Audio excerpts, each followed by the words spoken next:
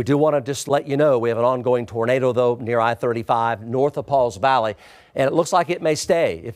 If things go well, it'll stay north of Pauls Valley, but there continues, no doubt, a tornado just crossed Interstate 35 right there.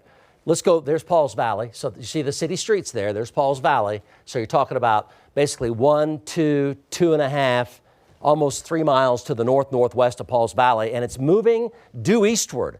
It's moving due eastward over to the north side of Pauls Valley, over to Eric Dixon. Looks like it may be trying to spin down 1 notch, but I would say ongoing tornado there, just crossed I-35. Go, Eric.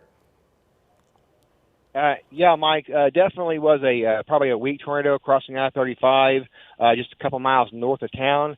I'm going to get this shot back to the north here. I'm right here at that Mexican restaurant on the west side of town here at I-35. So I'm going to turn back to the north here. There's definitely a lowering back up in there. This light will change here momentarily. I'll get you a view of that. Mike? Yeah, ongoing tornado debris from Pauls Valley Emergency Manager, mile marker 76. Mile marker 76. Ongoing tornado. Just crossed I-35. Debris at mile marker 76 on I-35. So there's Eric Dixon looking right at it. That's the tornado sitting right there. It is on the ground north of Pauls Valley, just literally crossed I-35 at mile marker 76.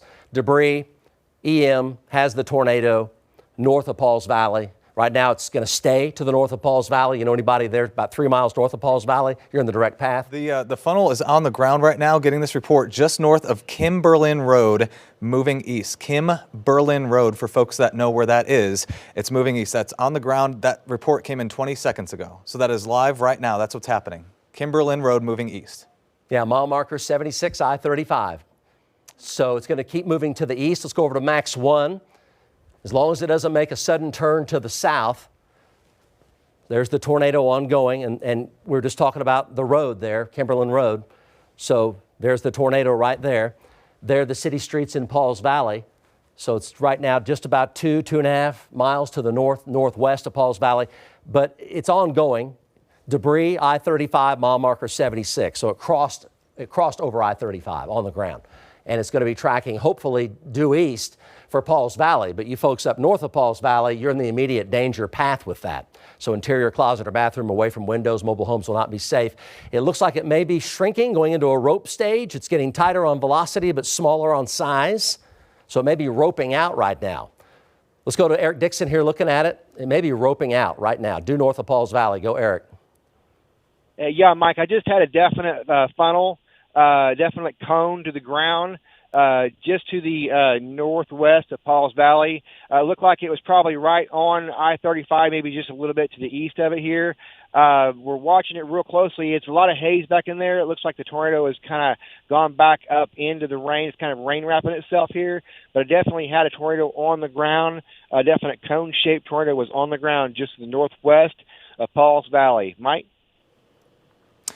All right, appreciate that report down there, Pauls Valley. Yes, continuing to see reports here. It's now east of I-35, approaching Highway 77.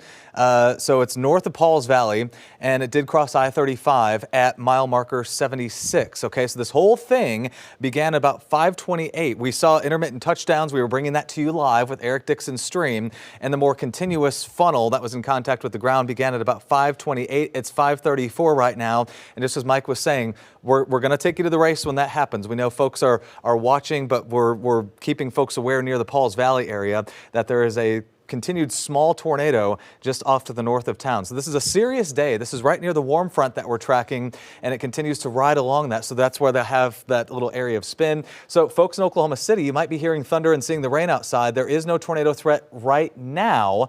You can see right here, here's the little area of rain that's moving through Edmond. The lightning is pretty much gone. It's zeroed out. Okay, so this storm is fading away. It's dying.